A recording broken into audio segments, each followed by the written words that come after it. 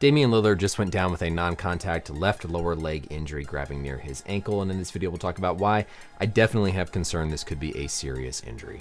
Welcome back everybody, I'm Dr. Brian Sutterer, and the goal in this channel is to teach more about the medical side of the sports world. Lillard's been going through a ton recently. Now I think it's important to point out this was an injury to his left lower extremity, specifically I think the left Achilles, to just get right to the point here. His DVT, the blood clot he was dealing with, was in his right side, so I don't think, even if it had been the left side for his blood clot, there's nothing that would make me think about any specific correlation here, but we're dealing with the opposite side from his blood clot. Now in this initial view that was shown on TNT, we don't actually see Lillard in frame for when this occurs. What we see is the follow through. We see him coming up out of this position where his left ankle is dorsiflexed, meaning his foot is up towards his shin, and we don't really see a whole lot of muscle tone in the upper portion of the calf. Of course, the calf, the gastrocnemius is going to be right here. The Achilles tendon is going to run down into the calcaneus, and we don't really see any ability to push off, to explode and contract that gastrocnemius, that calf muscle here.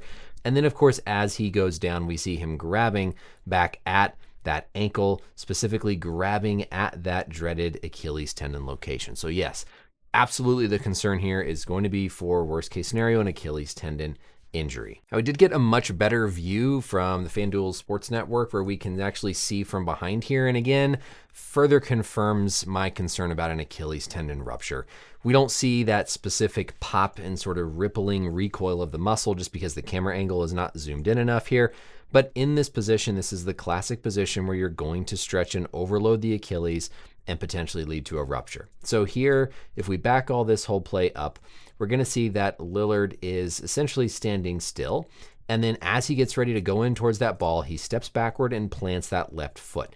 What this is going to do is this is a maximally what we call dorsiflexed position. So in this position, his Achilles tendon is going to be stretched. It's being loaded in a stretched position. It then is trying to fire as he goes to push off and get towards that ball. And so it's going to try and fire when it's already being maximally stretched. And that's oftentimes the position of loading that leads to that tendon being under excessive stress and unfortunately rupturing. And again, we don't really see that classic amount of recoil or ripple, and so I'm going to try to hold out some hope for that. But everything about this push off, everything about what we saw him grabbing would absolutely be concerning for an Achilles injury. One final view here from the front. Again, we see him step backwards. That ankle goes into a maximally dorsiflexed position. He then tries to push off. That's going to put excessive amounts of load and be when the Achilles is susceptible to a tear. Now, the optimist in me, of course, wants to hold out hope that this is not an Achilles rupture.